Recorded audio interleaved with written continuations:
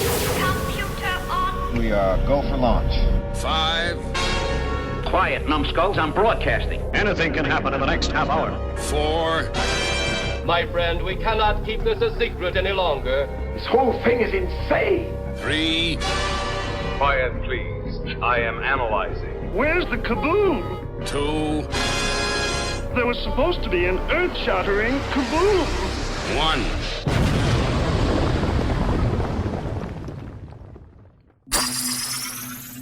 Greetings, my fellow galactic travelers, and welcome back to Planet 8.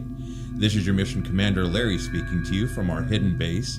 Chief Engineer Bob is here by my side as always in the command center, and circling Planet 8 in our orbital spy satellite is Reconnaissance Officer Karen.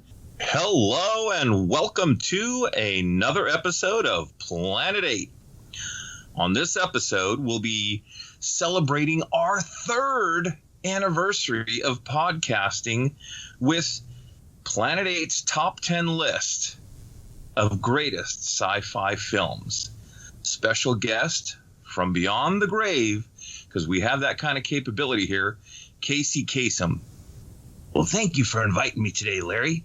Today's top 10 list. That's the best I could do for Casey Kasem, kids. Sorry. I was wondering where that was going. I do a better Shaggy than Casey Kasem. But look, so what we decided to do is celebrate 3 glorious years of Planet 8 with what Karen, Bob, and I came up with as the top 10 sci-fi films, at least up to the 90s, late 80s, early 90s. I don't think we really got into the 90s on this, but we took a look at overall influence to everyone, to us. Does the film still matter today, to a modern audience? I'll let Karen get into the nuts and bolts of how we assigned points to the list, and I'll tell you, kids, coming up with just 10 films was tough. Before we started recording the show, we were talking about our 14th pick, our 11th pick. That we kind of went back and forth. So anyway, let's kick it over to our reconnaissance officer up in the satellite.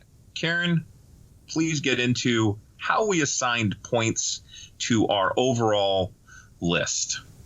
All right, Larry. So this was tough. This was like the best films, not our favorite films. So we had to figure out how are we going to do it. Try to be fair and not be too biased one way or another. So what we wound up doing, we each went off and made a list. We took about a week to make our own top 10 list. And then we all came together, shared our lists, and then we assigned points. So basically, any movie that got a first place got 10 points. Any movie that got a second place got 9 points. If it got a third place, it got 8, and so on. So if it was down, if a film got a 10th place pick, it got 1 point. So then what we did is we just went through the list, saw how many times a movie appeared. If movie X appeared, in first place once, in second place, and then maybe last place. So that's a 10 points, a 9 points, and a 1 point. So then it would have 20 points total. So that's all we did. We tallied up points depending on where it appeared in somebody's lists. And then we compared and figured out, okay, who's got the most points, who's got next. And then we just ranked them all 1 through 10.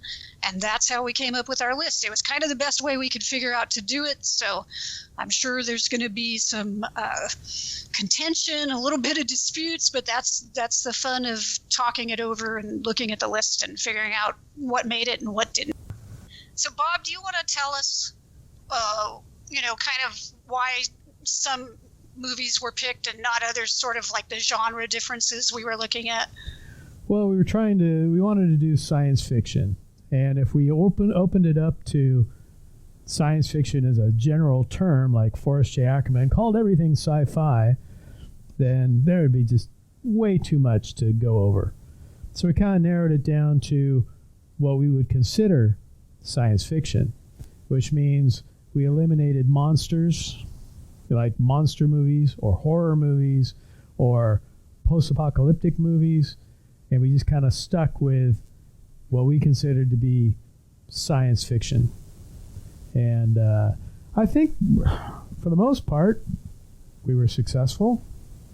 We can let the audience decide as we go through the list. I think we're counting it down, just like Casey Kasem. We're counting it down 10-1. That's right, Bob. That's right. Number 10. So, Karen, Coming in at what 10. came in at number 10? Karen, why don't you lead us off with the number 10 pick? I would be delighted. So, coming in at number 10 with 7 points is 1987's Robocop. Now, this one was only on Larry's list. Not that I think we all enjoy it, but this is interesting. The last 10 through 7 on our list were all ones that were only picked by one of us. So this is a little interesting. I'd buy that for $1. I mean, I think Robocop is a really good movie. I really enjoy Robocop. Obviously it is sci-fi. It's the angle with the man trapped in the machine is very poignant, but it's also got the satirical edge that Verhoeven brings to his work. Peter Weller does a great job in it as Robocop. A lot of fun action in it as well. I don't know. What do you guys? Well, I enjoyed it, and my nostalgic memory of Robocop was when I got to go and visit Tippett Studios, and I walked into one office and there was a big life-size Ed 209 standing there. That was pretty cool.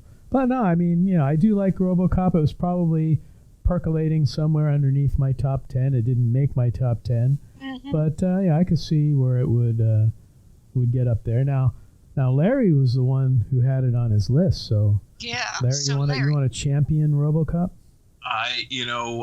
It was one of those films that had, for whatever reason, growing up in the 80s, an impact on me, both science fiction and also against the whole corporate greed thing. And I know that wasn't a criteria for our list, so I left that out of it. It was one of the first films where you had like a cyborg that was a police officer in the modern world. So it wasn't set off in a too far distant future. You felt for the character. There's a, Mr. Emotional. There's a part in the film where he says, "I don't remember my family, but I can feel them." And so good science fiction, I think, stirs the imagination and the heart. And that's why I picked Robocop. And, say what you will about the sequels, but I think the original was original for its time. Right. And I thought it was, like you said, it was like a good mixture of serious sci-fi and the humor. Mm-hmm. And sort of sci-fi / action / crime type film.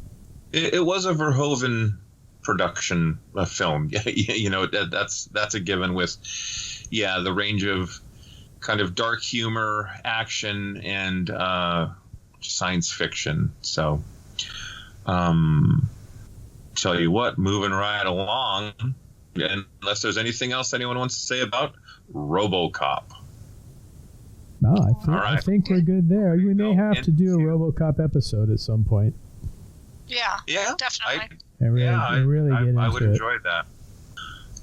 Number 9 on our Planet 8 top 10 list was a tie, a twofer for number 9. So that means it's a top 11 list. Shh, be quiet.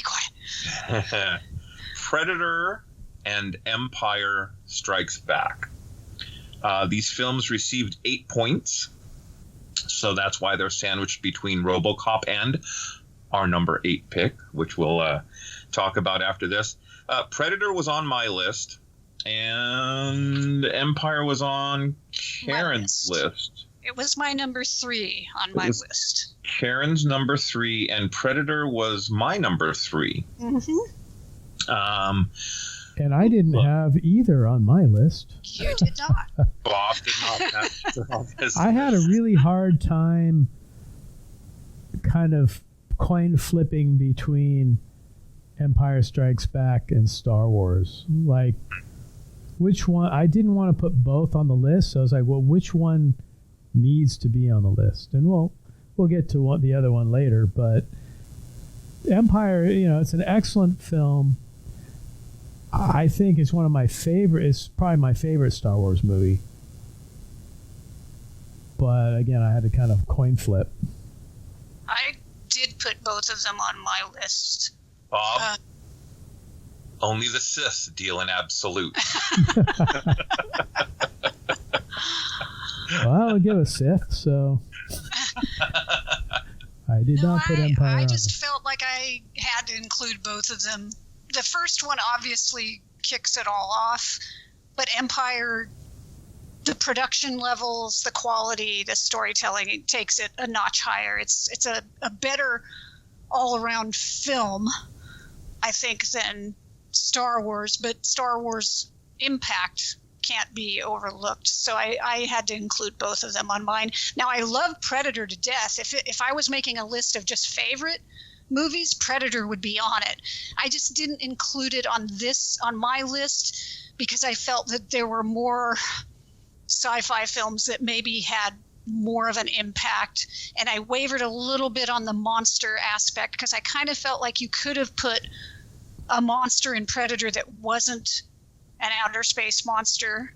Maybe it didn't quite make my personal criteria, but I love that movie. It's one of my all-time favorites. Yeah, that's probably another one that's kind of like bubbling under my top 10. But in fact, Lieutenant Debbie and I watched it last night, along with Ensign Michael. So yeah, I mean, I enjoyed most of the Predator films, but it just, like I said, didn't quite make it to the top 10 for me. Yeah. Go ahead. I'm sorry. No, but Larry, Predator is your pick, so let's hear what you have to say about Predator. Thank you very much. Again, it was one of those films that to me was kind of like a first. Yeah, I mean, I guess you could have put the creature from the Black Lagoon in there, or Dracula, or some other kind of monster, but this was a predator that was invisible to the human eye. There was this sense of shock and awe in at that time the modern world, and this elite team of soldiers is just getting picked off one by one by this super alien, thing from another world. And it wasn't, I guess it was kind of isolated like some of the other alien films that may or may not make it on our list, but it just had a resounding impact. There's not a time that it's on TV that someone, I'm sure I'm not alone on this, would go ahead and watch it again, because it just has that kind of feel and impact. It still works today. Part of my criteria was, is this a film that some of my nieces and nephews watched and were like, wow, it's a great movie? Because I'll talk about some of the great movies, and there are some films that I think are fantastic that they're like, oh, that's so old. I'm like, wait, that was in the 70s. That was the summer of 77. How could that be considered old? But yeah, that's why Predator made it on my list. Karen, what about, you started talking about one thing about Predator, though, I gotta say is, oh yes, that laugh is probably one of the creepiest laughs you'll ever hear in a movie. That is true. Right up there with the Joker and whoever else, but it's like just when Arnold drops the big weight on him, poof, yeah, and goes over to see if he's alive, and he's laying there about to, spoiler alert, about to just blow himself up. He's got that laugh, and it's just really creeps, because it just keeps going. All right. Yeah. You're starting to persuade me, Larry. Actually, both of you. I think one of the key things, though, is the film has such a great cast. It's a memorable cast. It's an interesting cast, so that, you know, when the action isn't happening or the Predator's not on screen, you're interested in, you know, Schwarzenegger. You're interested in Bill Duke or whoever else is on screen. Jesse Ventura. Yeah, you know, they're all interesting characters, you know, and you're kind of caught up in what's happening with them. So it's a diverse cast too. I mean, you know. I don't think. Hey, let's not. I don't think there's a movie around though that had more testosterone and steroids in it. Yeah, let's not spend too much time on this because, spoiler alert, we're going to be doing a Planet 8 podcast on Predator and some of the films after it. So, with Empire Strikes Back, Karen, what made you think? Well, no, I mean, I had it at number 3. I mean, I had Star Wars at number 2, but I again, it was just the fact that it was just you know, the quality level was so much better. I can't separate the two. They're both great films. They're both have inspired so much. If you think about everything that's come after. But to me, it's not an either or of, you know, is it Star Wars or is it Empire? They both have inspired so much that's come after, right? And I will say Star Wars, I was a young lad, and it was my crush. Empire came out, and I fell in love. So, yeah, I just had to put both on the list. Well, they're the perfect sort of yin-yang. I mean, Star Wars is light and hope, no pun intended. And Empire is dark and, you know, takes Luke down that path, and it's more serious, not as much joking around as in Star Wars. But I just think Star Wars had, you know, we'll get into this later, obviously, since it's higher on the list, but I just think Star Wars, it kicked it off, it had the impact. There was nothing like it before, and yeah, if I had to pick between the two, and I only wanted to put one on the list, I had to go with Star Wars. But Empire, like I say, it's my favorite Star Wars. So, you know, so which one do I like better? I like Empire better. Which one do I think has the most influence or whatever? It would be Star Wars.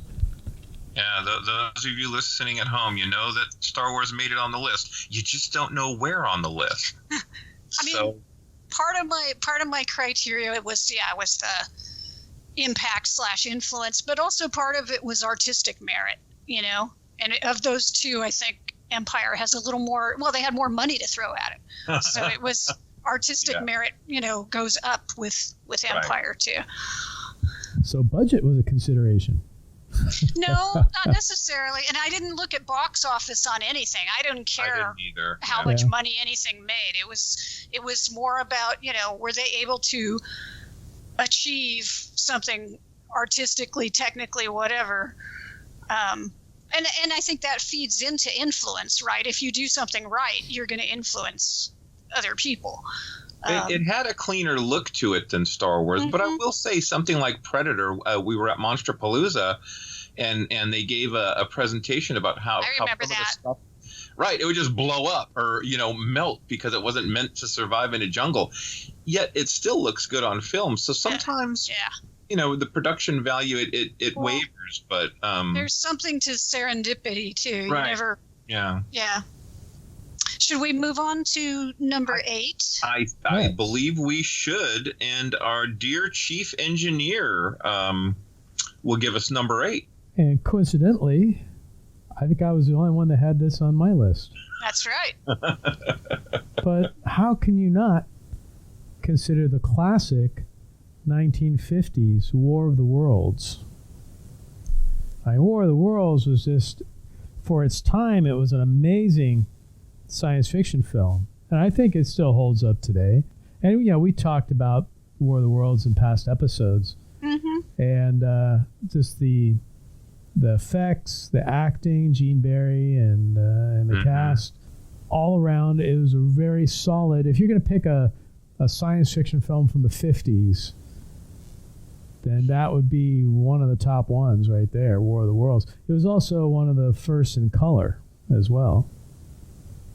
So quite an impact back in the day. But neither of you had it on your list. Was it even bubbling under the top 10, or just not even considered? It was on mine, and you know, I made some very hard cuts, and I'll share number 11 and number 12 once we finish off the list. But it was tough. I love that movie. Bob convinced me to get the Criterion version of the film, and it's just a beautiful print. The spaceships, the overall historical value of the film to genre and to cinema, all those considerations, but hard cuts had to be made. I mean, you know, if the analogy is cutting a digit from your hand, that was the tip of my pinky, so it meant something to me. Yeah, I think for me it's probably in the top 20, but it didn't dip down into my top 10, and it's probably because I don't know. I think for me, maybe the story just wasn't as compelling as some of the other films to me. Like if I went with some different 50s material in my top 10, which we can talk about later. I'm actually surprised that we all did pick a few 50s films, I think, because you see a lot of people, like when you see people put lists together, you don't see a lot of 1950s or 60s material anymore on top 10 lists. So I think it is interesting that, you know, we did wind up selecting some films from the 50s. But yeah, I think it's a great film. When we reviewed it recently, I really enjoyed watching it again. It just didn't quite float down to the top 10 for me. Yeah, I mentioned, I was talking before the podcast, the fact that when I put this list together, I looked up some top 10 lists and top 50 lists and things online just to see maybe there's something I'm not thinking of or something I didn't consider. And a lot of them, yeah, they're more contemporary, but you look at it like, wow, you know, how can you put District 9 or Guardians of the Galaxy in like the top 10 sci-fi films of all time? Well, see, I'm not sure if they're looking at box office or if they're looking at, I don't know what their criteria was, but yeah, there was a number of films that I was just like, man, no. Yeah. And, you know, again, it's just like, God, you know, how can you have that? Look, to be honest with you, I could have done a top 10 1950s sci-fi list easily. I could have done a 10 for the 60s. Well, we could have done a decades thing. When I was doing Bronze Age Babies blog with my friend Doug, one of the features I did, this was probably 10 years ago, was I did top sci-fi movies by decade, and I did do like a 50s, 60s, 70s, 80s kind of thing, and that's kind of fun because then you don't really have to discriminate as much, and you can take the movies for the time they were in, you know. I think also just thinking about some of these lists you see with films on them, you know, for top sci-fi of all times, and they're putting movies that are like 5 or so years old or 10 years old. Part of the problem for me is that when I'm using a criteria like influence, they need to be around a while to be able to tell how influential they are. You know, it's like if they've only been around a few years, how much can they really have influenced other films, filmmakers, people who are coming up? I mean, you know, some of these 50s films, you know that they influenced like a Spielberg, a George Lucas. Well, yeah, that's one of the things. It's like, did it affect a generation or two? Right, in influence-wise. Right.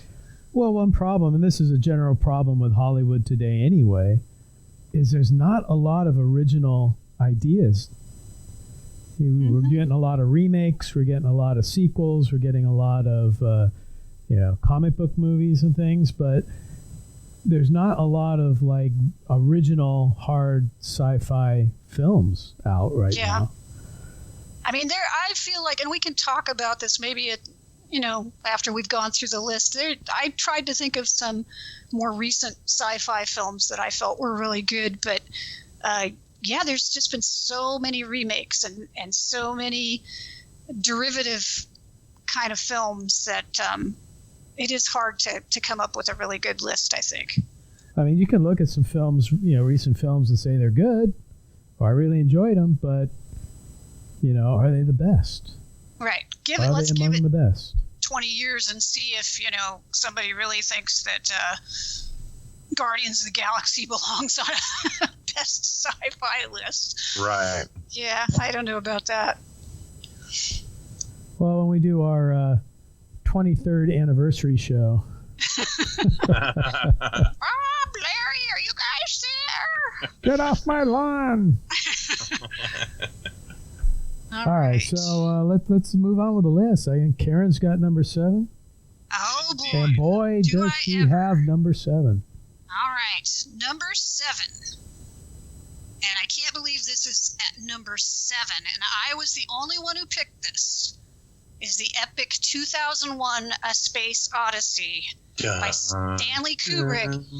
So I selected this as my number 1 because I could not think of a sci-fi movie that has been more influential than 2001. So it got 10 points. That's probably the only reason it's on the list.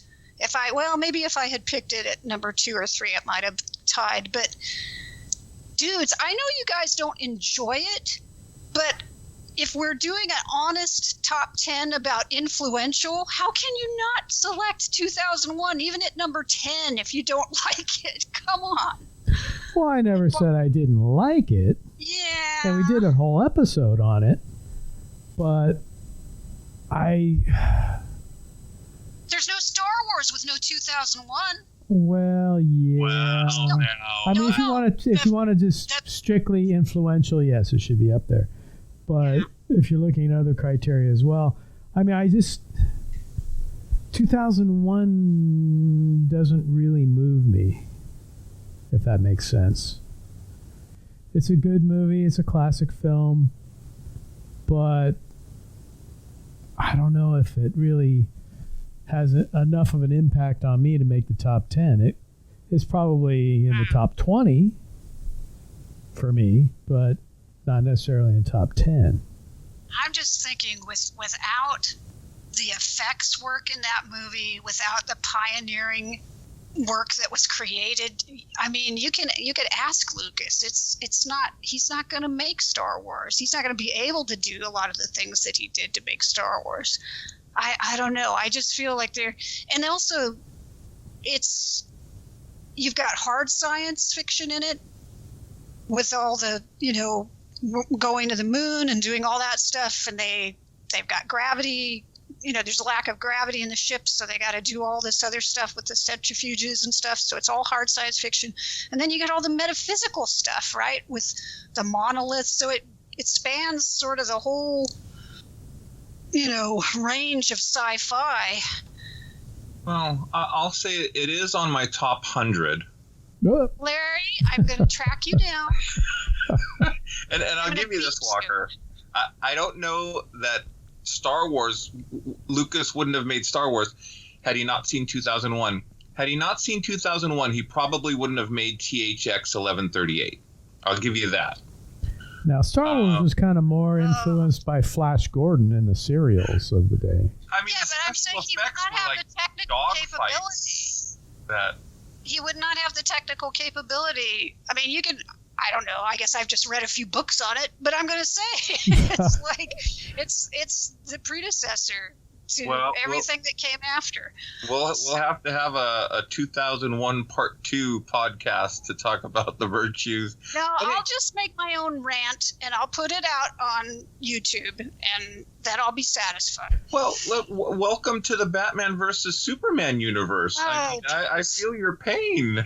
Well, we'll just see. I'm just going to ask the listeners, if you have any dog in this fight, if you think 2001 should be on the list, maybe higher than number 7, please send in some comments, whatever. Because I'm sure Bob is going to make the same request for War of the Worlds.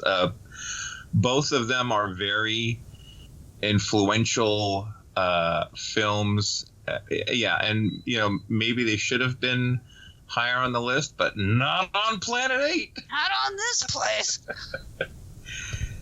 All right, well, then, let's move on. Then. What did we consider a better movie than 2001? What came in at 6? Number 6. One of my favorites, actually, and I'll tell you guys, I was going to wait till the list was over, but it was a toss-up between Forbidden Planet and War of the Worlds for me. And Forbidden Planet won out because of Robbie the Robot. No, just kidding. Because it had a cool robot. Look, Robbie is, if not the coolest, one of the coolest robots. And we did do a robot episode early on. Oh, yeah. In our podcasting. Maybe we need to do another one. Revisit. Yeah. Mm-hmm. Do another one, and it might be cool to bring in some guests. You know, we've had a lot of listeners make comments on our YouTube channel, out on the web page, the Planet 8 web page, with some ideas. So, who knows? We'll take it up to Planet 8 Command, and maybe we'll have a listener come on as a guest. But anyway, Forbidden Planet.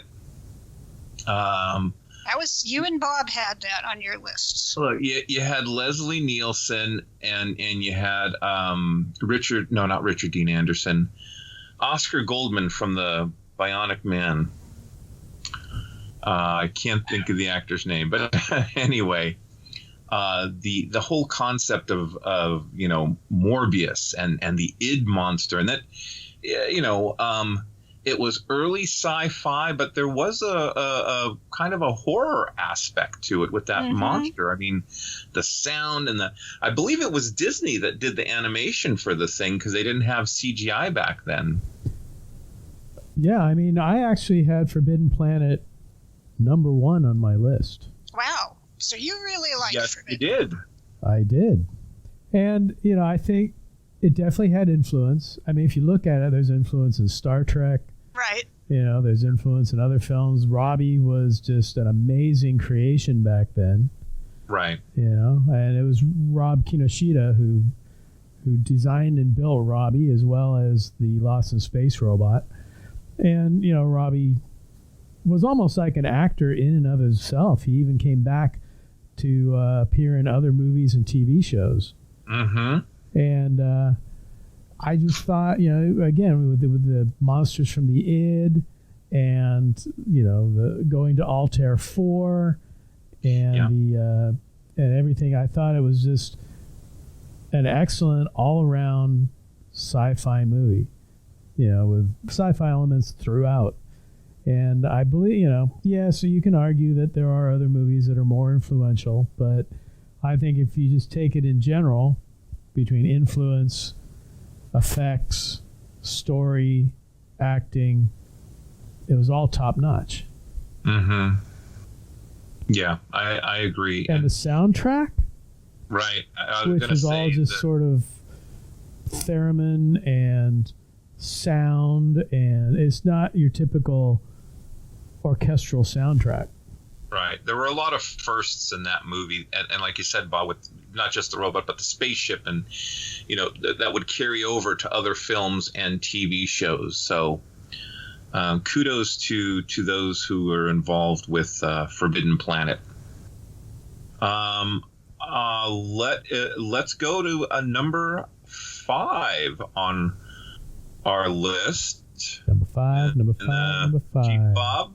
Now, this is one that all 3 of us agreed on. We all 3 of us had this on our list. I think this is the first one so far that all 3 of us had on our list. Yep. Yes, it is. And I had it at number 8. Larry had it at, where was Larry here? You had it at number 7. 7. And Karen had it at number 8. And that, No, 6. No, she had it at 6. But yeah, John Carpenter's The Thing. Yeah. So John Carpenter's The Thing got enough points to come in at number 5. And I think we've done a podcast on this film as well. The Thing, yes. And I think as far as 80s sci-fi, that's got to be like right up there at the top, or one of the top.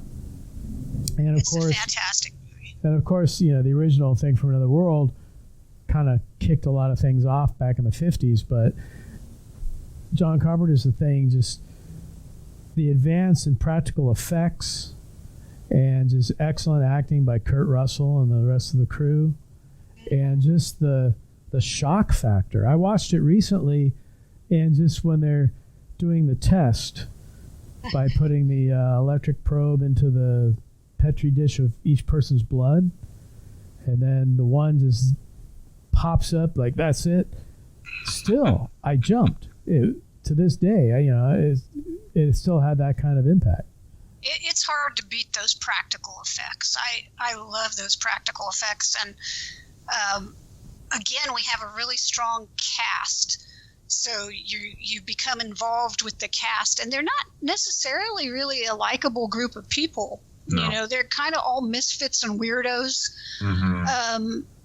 and not in a good way, like not like a friendly, not in a Planet 8 way. But they're interesting, and they're engaging, and there's just, it's so suspenseful. The movie is, it draws you in, further and further, and that sense of paranoia is very palpable. And I also, on my list, I also had The Other Thing. I really struggled with that, but I really loved the 1950s Thing from Another World. But I like the John Carpenter version just a little better because I feel like, I don't know, maybe I like the more downbeat ending of John Carpenter's version. Also, the 50s one suffers because of the alien looking so human and not really being very terrifying. I debated hard on whether or not to put the original on my list. I didn't want to go too 50s heavy, so I kind of left that off. But it's another one that's definitely in the top 20. Oh, absolutely. But John Carpenter's The Thing. I just solid top 10. Yeah, it's got great acting. The original has that, a great story, great acting. I think it suffers with James Arness in the monster suit. But it's always a great watch. If it's on, I'll sit down and watch it for sure. Yeah, I mean, I own it. Yeah, me too. Yeah. But yeah, I agree with you. Even having seen it as many times as I have and owning it, if it's on TV, most certainly I'll watch that. And I do love the ending. It's just like, are we? Aren't we?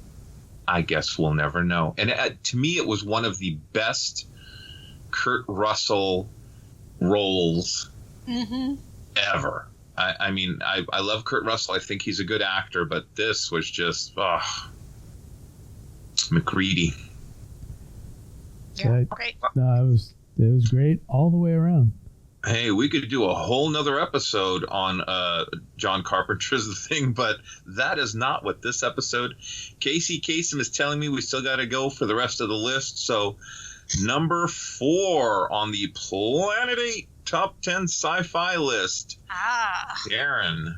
Number 4 reminds us that in space, no one can hear you scream. Yes. The original Alien. And is this? Oh no, I was going to say this is another one we all agreed on, but it's not in Larry's top 10. It is not. Larry did not have Alien in his top 10. I had it at my number 5, and Bob, you had it at your number 3. Number 3, yes. So it was number 11 on my list, unfortunately. So I went back and forth with. With replacing something on my list that I'll share at the end. I was going to say just definitely one of the iconic, scary sci-fi movie. There have been a number of them, but this one really, I pooped my pants when I saw this one. Maybe that's why it wasn't in your top 10. I used on my top 10 list, but well, it's an iconic alien design. I mean that creature has been with us now for decades, and they're still making movies and cashing in on it. I don't think much of the movies they're making now with it, but but that first movie certainly, and of course Aliens. Yeah. I thought about including Aliens, but the real impact was with the first film. Definitely. And I still I'll sit and watch it. It's just, again, it's sort of like John Carpenter's The Thing, the suspense of the film. And these two films, definitely have that horror edge to them, but they are still enough distinctly sci-fi for me to include on the list. Alien is taking place in space on a spaceship. We've got enough other, qualities to it, going to an alien planet. There's an android. It is an alien. It's not a supernatural creature. So it made the list for me. I know a lot of people argue that it's a haunted house film in space, but I feel like it's sci-fi enough for me. No, I had it at number 3. And again, this was kind of like one of those things where, okay, do I make my top 10 a top 15 by doing things like number 3 was Aliens/Aliens, things like that, or, Star Wars/Empire. But no, I loved Alien. Big impact when I first saw it in the theater. Yes, I saw it in the theater when it came out. And it was just the designs by H.R. Geiger. It's almost like you're on the edge of your seat the entire movie. Oh, yeah. It does not let up. And, there's the whole thing about, where's the alien? When's it going to pop out? Who's infected? Who's not? What's up with Ash? So it's kind of like an excellent, seat of your pants movie that just had such an impact that I had to put it up on the list. And, I would definitely consider it hard sci-fi rather than a, quote, monster on the loose film. Yeah. Well, and think about how many knockoff movies were made after that came out. You had all kinds of, there was like Extra and Creature, all kinds of stuff. So the influence is there.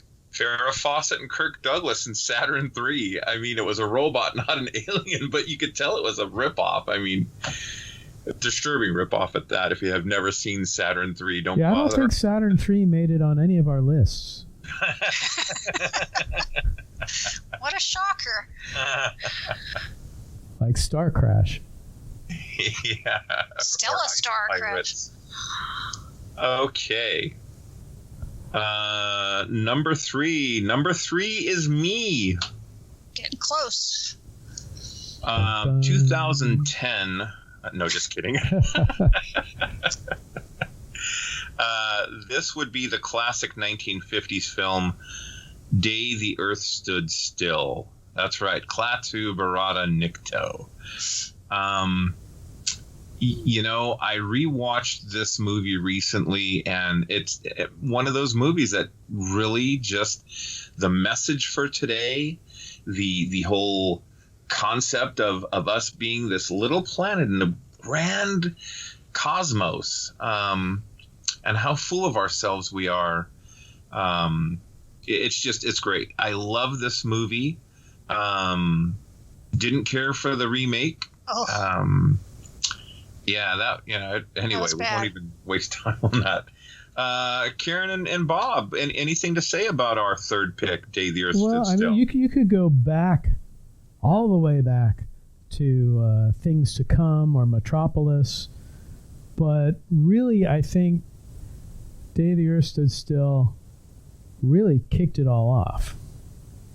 It came out just after Thing from Another World, but I think it, as far as alien invasion movies, I think it definitely kicked it off, and it had a different message. It wasn't like Klaatu was just coming down to take over the Earth. He had a message for us that you guys are, just starting to get into space, and we need to keep you in check.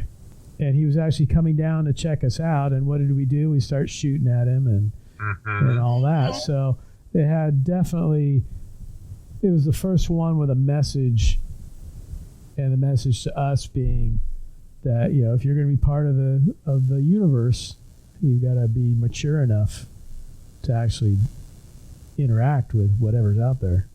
That's right. Yeah, it's a classic, and it clearly influenced a lot of the film creators who came afterwards. I watched it this last week because I just wanted that little kick in the brain cells to, go back and think about it. And, you look at the saucer landing, it's the kind of thing that you can see, like probably a lot of the UFO abductees have like subliminally picked it up in their head. That super, super smooth disc. It's the seamless disc and the opening, Gort. Gort is another classic robot, right? God, yeah. I mean, he didn't get around Hollywood as much as Robbie, but that imagery of the visor opening up and and then he blasting everything. Klaatu coming out in the space suit and everything. I mean, it's just classic imagery. It's obviously highly influential. Plus the score with the theremin, the Bernard Herrmann score, another fantastic score by Bernard Herrmann. Absolutely. I had to include it. I actually struggled a lot with like this one, and then like Forbidden Planet, The Thing from Another World. I was kind of juggling all of those. I mean, we all put it on our list. We all had it at different spots, but it was clearly a highly influential film. Yeah, you mentioned the saucer. On one of my visits to Bob Burns' place, to Bob's Garage, he has the saucer there. Huh? How big is it? It's big. It's probably a good, 6 foot across. Wow. And it has some extra parts stuck to the bottom of it because I think they had reused it for either a Voyage to the Bottom of the Sea episode or some episode on TV, and it's like they had modified it a bit. But it was the original saucer, and very, very impressive. Nice. Okay, my friends, that will take us to our number 2 pick in the Planet 8 Top 10. Number 2 goes to you, Chief Engineer Bob. Now, I think number 2, the thing about number 2, and it's not one of the Thing movies, I believe we all had it on our list. Yes. Yeah, we all had it fairly high on our list. Well, I had it like number 6, but... You had it at 6. Yeah, well, Larry had number 2. 4. Oh, no, number 2, and Karen had number 4. 4, yeah. But if anyone has listened to us over the last 3 years, you know that it's actually one of our favorite science fiction movies. That's right. Indeed. And that would be Planet of the Apes. 1968. Dun, dun, dun. And I think Planet of the Apes, just excellent film. The makeup effects were definitely revolutionary for the time. Just, you could have had people just in dime store gorilla suits running around. Or you could have like actual trained apes running around. You can't have CG back in the day, but the makeup effects on Planet of the Apes, I think still hold up today, even against the CG versions that you have recently. And again, a message film, and just that twist ending, the twist Rod Serling ending, is so classic. I mean, you see that film, you'll see movies and you'll just like kind of forget them, but when you see Planet of the Apes and you see that ending, it stays with you for a lifetime. Like you will never forget that. Mad Men episode, right? Where he takes the kid to see Planet Bobby, of the Apes. Bobby. Or even on The Simpsons, they've parodied that a few times. Yeah. Dan Draper's son, he watched the end of the movie and then he's just like mouth open. Jesus. But that's how we all were, right? We were all like, you mean it was Earth? Yeah. Well, that's the thing, because it is perfectly played, because Charlton Heston and Nova, they're just like on horseback, they're riding off, you think, oh, there we go, riding off into the sunset. But no, they come around the corner of that beach, and there's the Statue of Liberty. Spoiler alert! Talk about downer ending. It's just really such an impact. And I'll tell you, like, you go to conventions and you see these folks in cosplay. Don Bishop, he dresses up as one of the, and that makeup, even up close by a cosplayer, looks amazing in person. I mean, for all we know, Bob Burns could have brought his ape suit down there and tried to be part of the production. We could have saw that. But no, we got this refined, and nothing against Bob Burns. And what was the ape's name? Coco or? No, Coco's the sign. You're mixing up your real life apes with the. but anyway. Bob had a cool suit. He used to be on the real Ghostbusters. Yeah. But see, that's the thing. That's the thing, though. It's like up until that point, that's how they portrayed apes and gorillas on TV and in movies, is these guys in the ape suits. Right. Look, that film, it influenced Rick Baker. It influenced, countless other filmmakers, special effects folks. It has a historical impact that goes far beyond the year that it was released. So it made it to our number 2 list. As we any final POTA points or comments we'd like to make? I mean, the original POTA, obviously a classic. Yeah. But you also think about all the stuff it spawned. It spawned 4 more movies, a TV show, a cartoon, and then the new movies, which honestly, the new movies are not bad. I don't care for I like the makeup and the outfits, but I will watch the new movies sometimes. I don't think they're, new films. I think they're I kind of like the angle they took on things to explain the apes' intelligence. But I have the nostalgia for the old films. Now we did do a Planet of the Apes episode. Maybe in the show notes, Karen can post some links to, like we did War of the Worlds, we did 2001, we did The Thing. So maybe we can have those so people can, our listeners can look back and get more of our comments on the films, because we're kind of going through them kind of fast right now. We have covered pretty much most of these movies. Pretty much most of them, yes, we have One way covered. or another. And that brings us to our number 1 list on the Planet 8 podcast. God, that sounds more like Regis Philbin. Is it really a surprise to anyone? Number 1.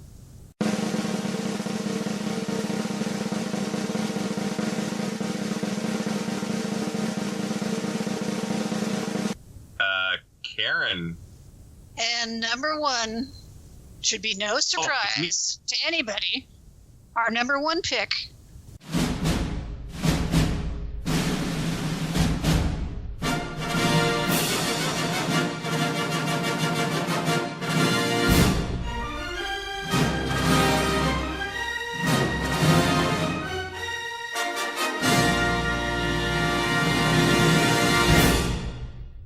Star Wars from 1977. Yay! Now that was one that was on all our lists. Although I think Karen had it at number 2, Larry had it at number 1, predicted. Yep. I had it at number 5. 5. Yep. But it was enough to get enough points to push it to number 1. So it could have been a possible 30 points. Came in at 25. Very respectable. Just because I dropped it down on the list a bit. But so what can we say about Star Wars that hasn't been said? It's the film that launched 1,000 careers, dreams, and... Well, I think the thing about Star Wars too is it didn't just have an influence on science fiction films. It had an influence on all of Hollywood. Because if you think about it, yes, Jaws was a summer blockbuster, but Star Wars was the summer blockbuster of its time. Oh, yes. And without Star Wars, you wouldn't have all the merchandising and all the sequels and all, it launched an empire, no No pun intended. Yeah, I mean, look, you could get a coffee mug, you could get an action figure, underoos, adult diapers, maybe. I don't know. I mean, but they marketed this film, and it was the marketing from the first film that helped Lucas finance, the ranch and Empire and all that stuff. But cinematically, the influence, a young lad, starting his life, trying to figure out his way in the galaxy, coming across this mentor wizard, this magical unknown force that exists. I mean, it was, man, just. Well, go ahead. No, it's true. It's like it's a grand adventure, but sort of like what you were describing was one of the reasons I almost thought I've always struggled with Star Wars as science fiction, in a sense, because to me it's almost like it's space opera. It's almost fantasy, right? They've taken a lot of the tropes of fantasy and put them in a science fiction setting. Because like you're saying, there's the wizard who teaches the young boy the ways of the magical order, right? Because basically the Jedi are sort of like mages. They're knights, but they have magic powers. And so much of Star Wars is very fantasy-like. They've taken a lot of the tropes of like King Arthur and put them in sort of a sci-fi setting. But it's a version of a subgenre of sci-fi, I guess. So it's that's how I justify putting it in. But it's number one, I tell you. It's number one. Yeah. I don't care what you call it. It's sci-fi, and we're going to put it on the list. So, yes. I know there are many, many, many, many, many books that have been written about Star Wars and its place in mythology and cinema and whatever. Look, it has robots and Wookiees. It was science fiction to me, pure science fiction. Wizard, Jedi, Mother, Father, Aunt Beru, Blue Milk. Hey. All that really matters is, I don't know how many thousands or more of us, the feeling we had when we sat in that theater and that Star Destroyer came overhead. And I will never forget that feeling. It was amazing. I had never had an experience like that. And you knew right then, like, oh my God, this is something totally different than anything I have ever experienced. Well, for me, it was like I was at a Star Trek convention, and Bob Wilkins from Creature Features here in the Bay Area, he was the host of the Star Trek convention, and he showed the trailer from Star Wars. Here's a new movie that you're really going to enjoy. And he shows the Star Wars trailer, and everybody was like, what the heck is it? It was just like so different than anything to that point. I don't think it had the Star Destroyer, but it had like a lot of the space battle scenes and things. Mm-hmm. Luke swinging over the chasm with Leia and all that. And it was just mind-boggling just seeing the trailer for the film. Yeah. I remember. Just imagine. Oh, go ahead, Karen. Go ahead, Larry. Little Bobby and little, oh my God, it's like Lord of the Rings, but in space.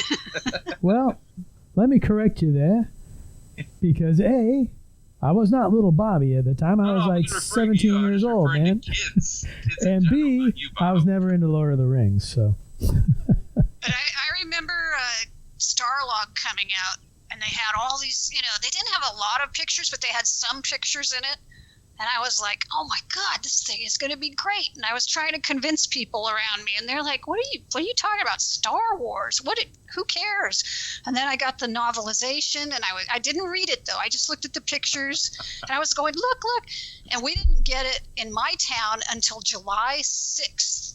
Wow. We had to wait. So then it premiered, and I remember on the Regis and Kathy show or whatever, they were showing like the premiere, and they had Mark Hamill, and they had Carrie Fisher on the show and all this other stuff. And I was like, we got to drive. We should go to Santa Barbara. Somebody drive. I was trying to convince my brother, and he's like, just wait till it gets here. And what are you, in some backwoods community? Yeah, I was. I was like Luke. I totally related to Luke. I wanted to get out of that place. So.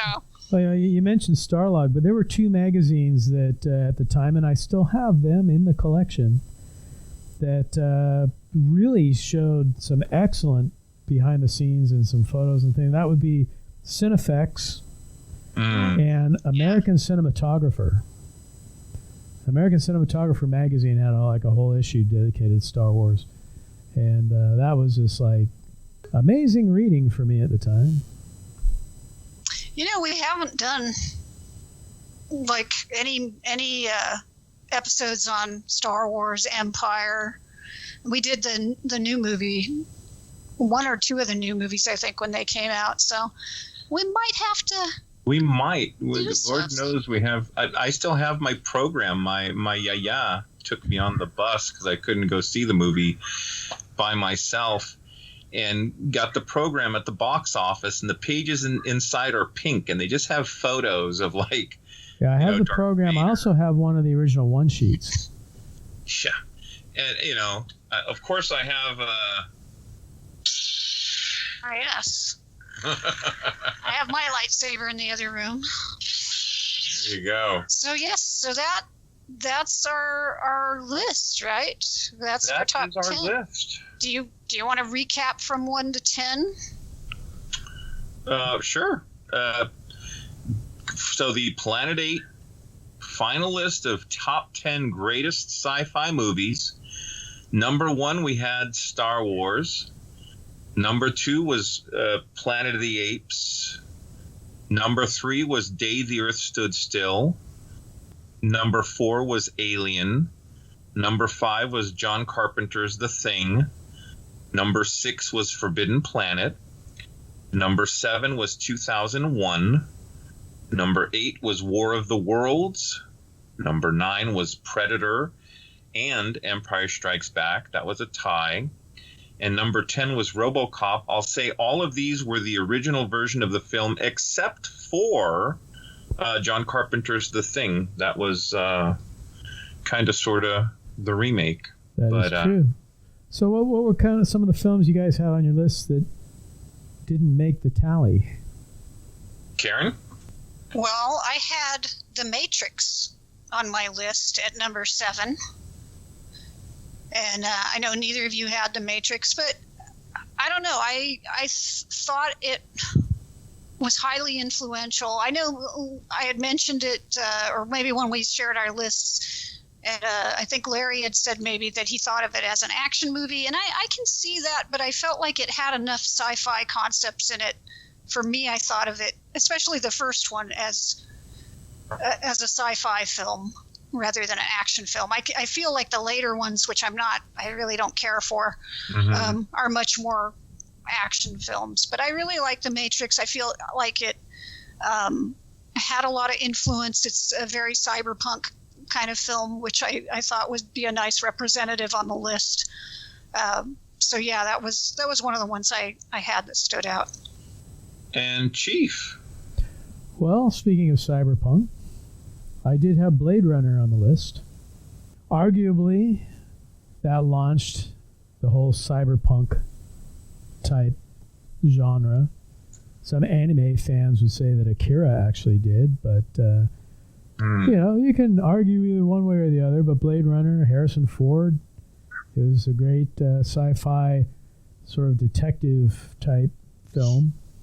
And also, at number 10 on my list, and I could actually, maybe I could put 2001 there to make Karen happy, but I was kind of going back and forth on number 10, and I actually picked Close Encounters of the Third Kind, because that had a huge impact when it came out. And I know I watched it maybe about a year or so ago when I got it on Blu-ray, and it just doesn't quite hold up, I don't think. Yeah, I watched it a couple years ago, and I wasn't as into it. I thought, oh yeah, I want to see this again, and it didn't really do it for me.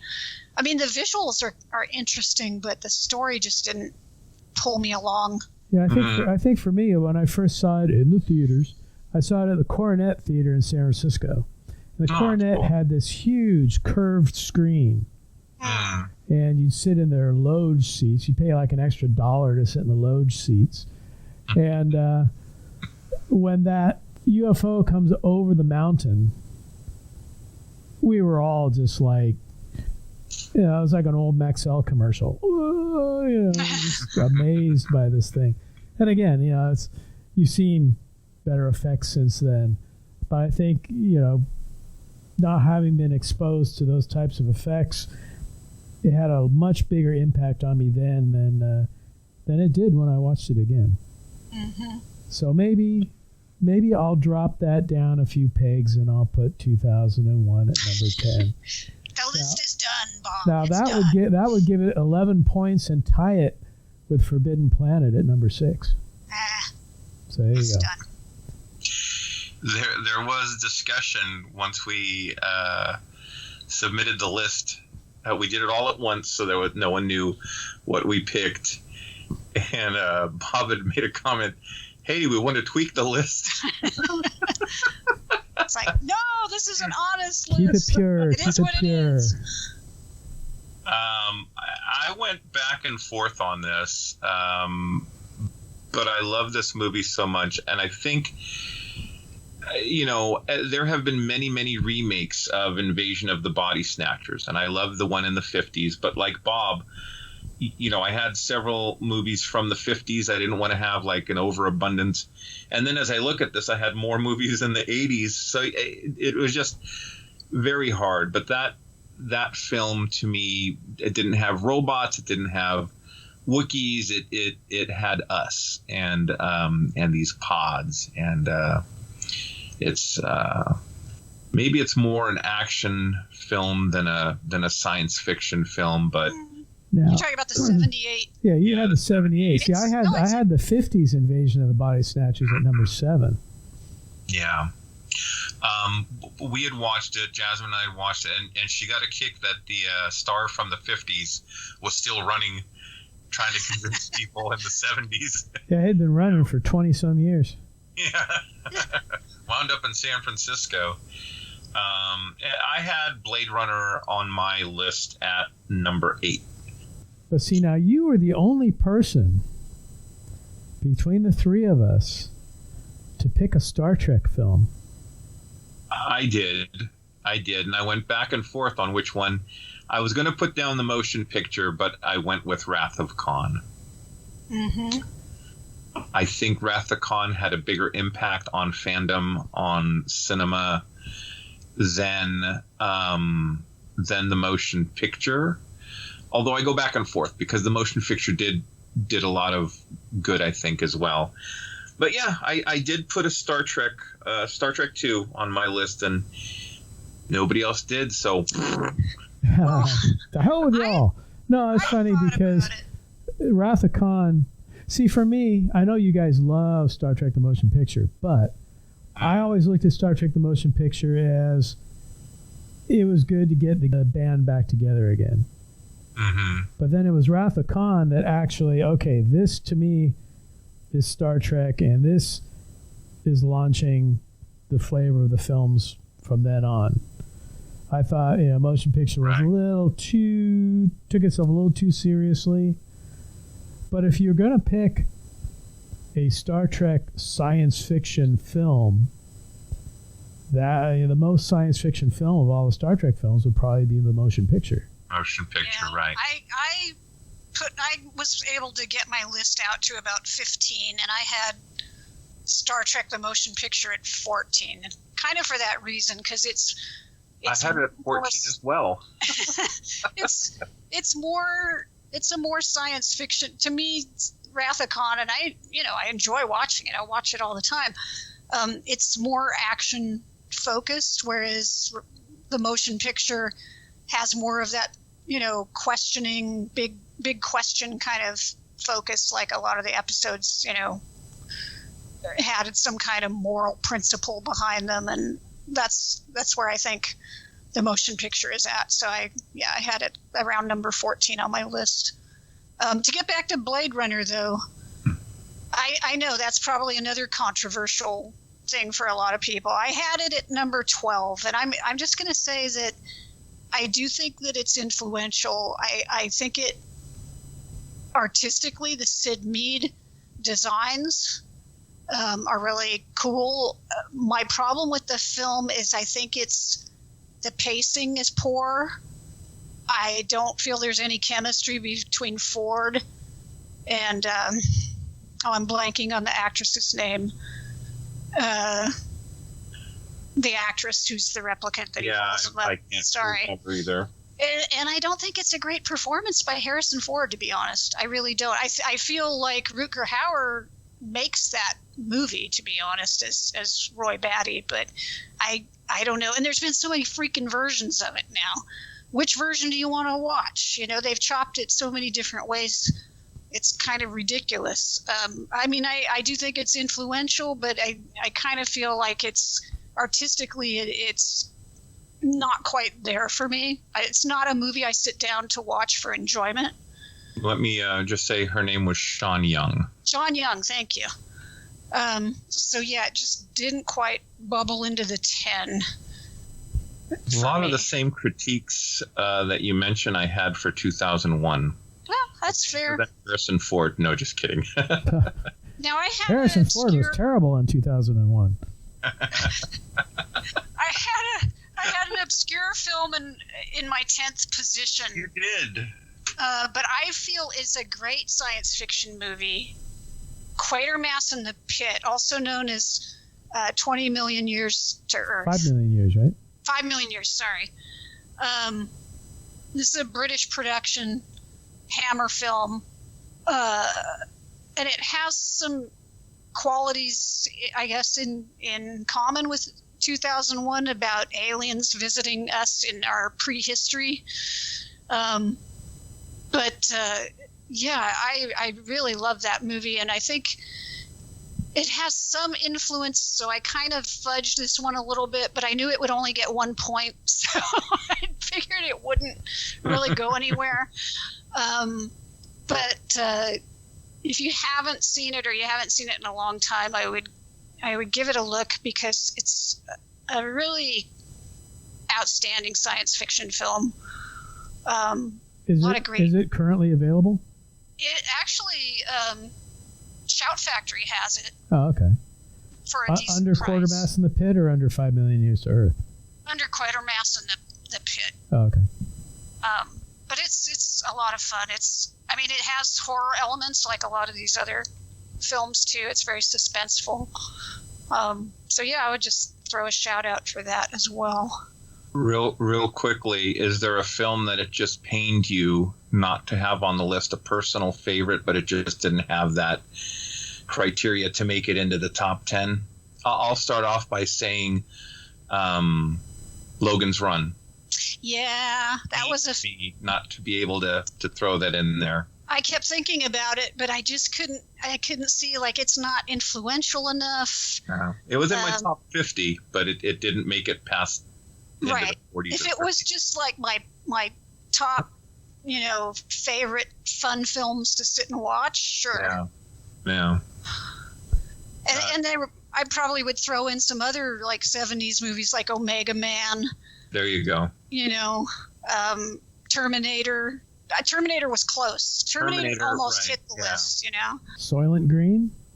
Soylent Green would have been I don't know if it's really sci-fi. It's sci-fi.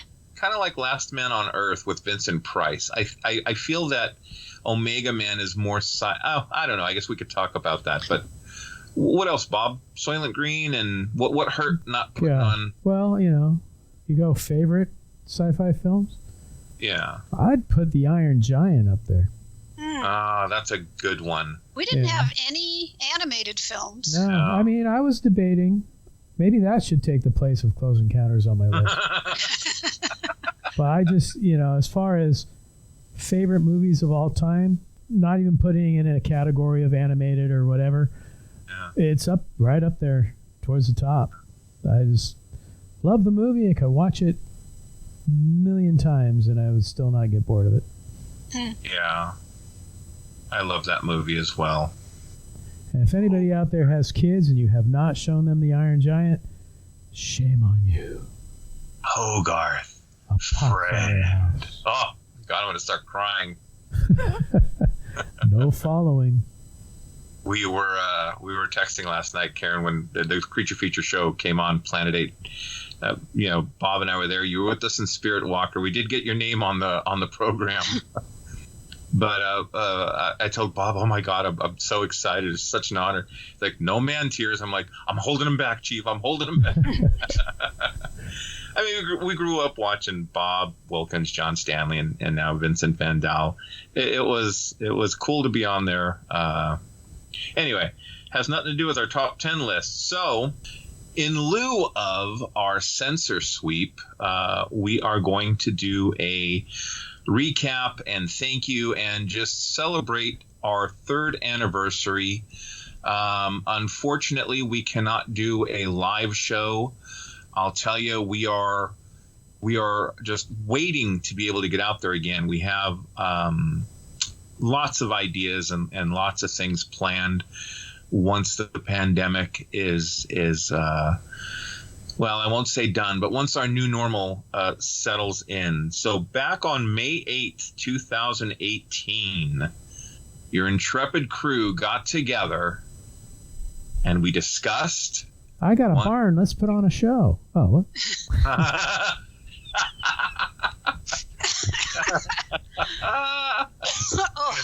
Yeah, that's the inner workings of Planet 8.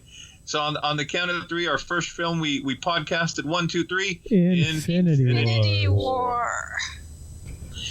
And what a fine film that was. I rewatched that and Endgame a couple weeks ago, and lots of tissues. Oh, well, we did that for New Year's.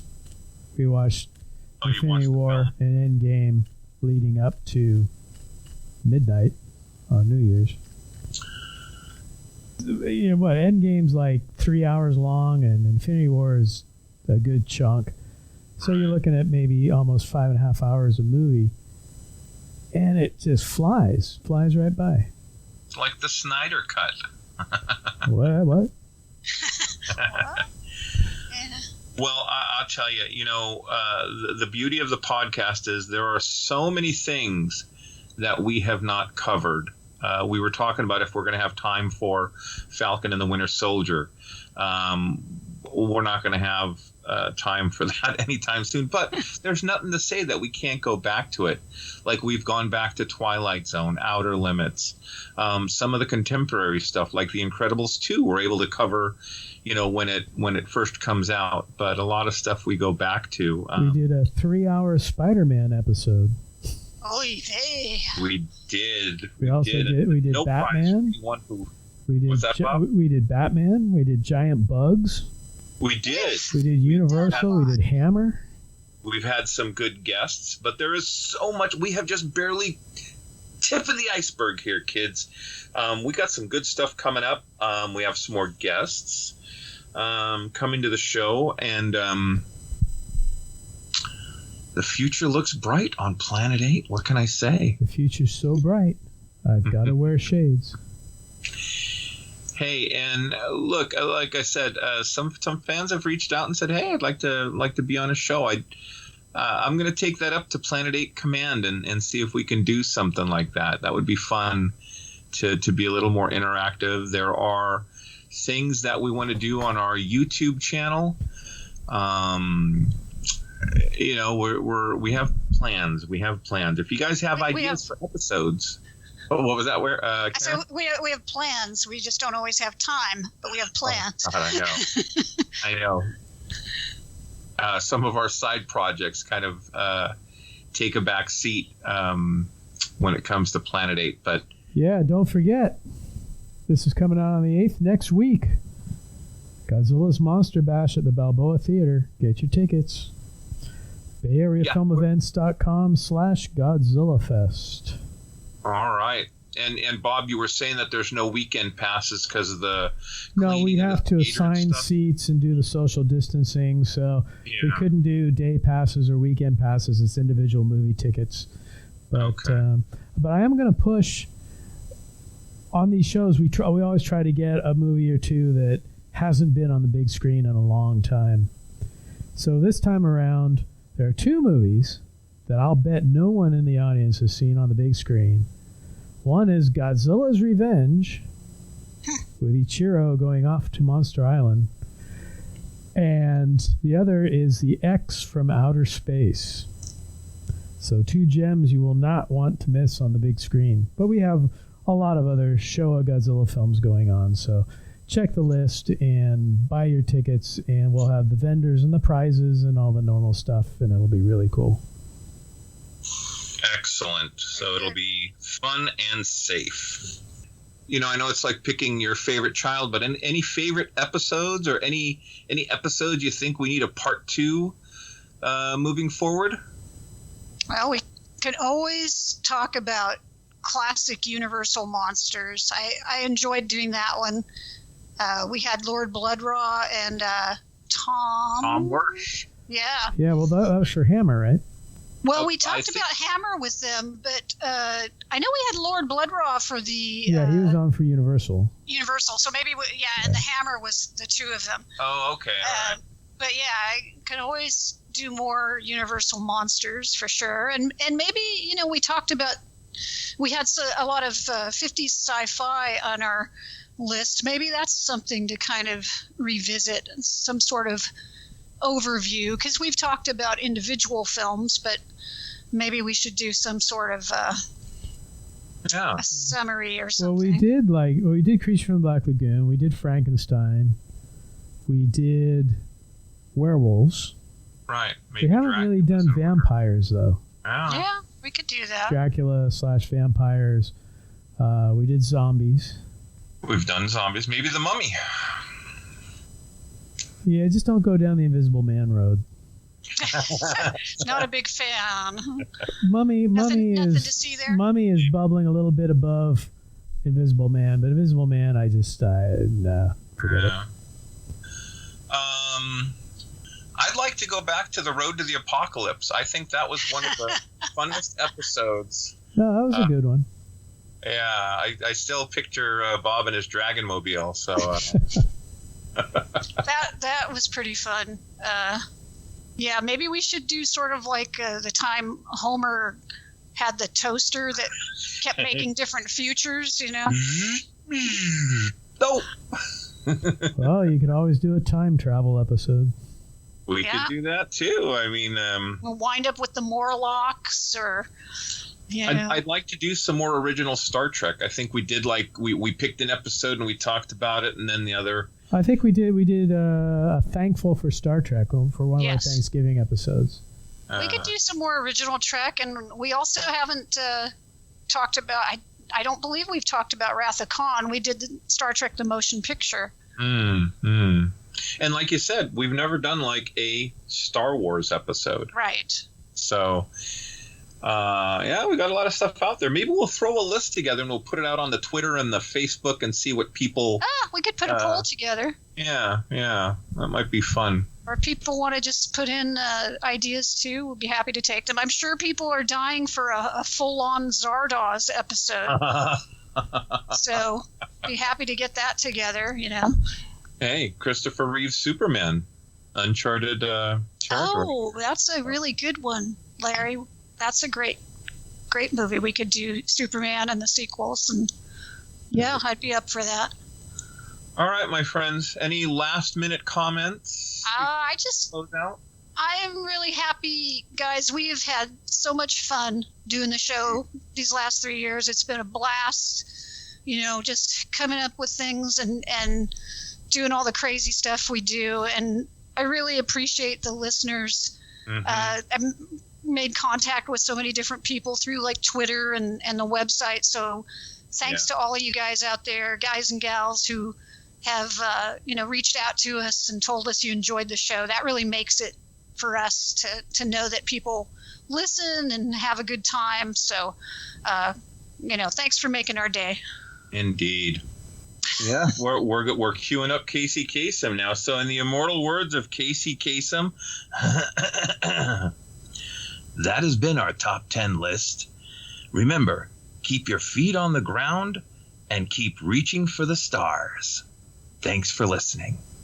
On that note, this will conclude this transmission from Planet 8. We would like to thank all of our intergalactic audience for listening. Be sure to head on over to our website at www.planet8podcast.blogspot.com planetate.com, where you can get more information on this episode's topic. For more conversation, find us on Twitter at Planet8Cast. Or on Facebook at facebook.com/Planet8Podcast. We want to thank you guys for tuning in each and every episode. We look forward to your input and opinions. Until next time, this is Planet 8 signing off. End transmission. By George, he's got it. It is the end.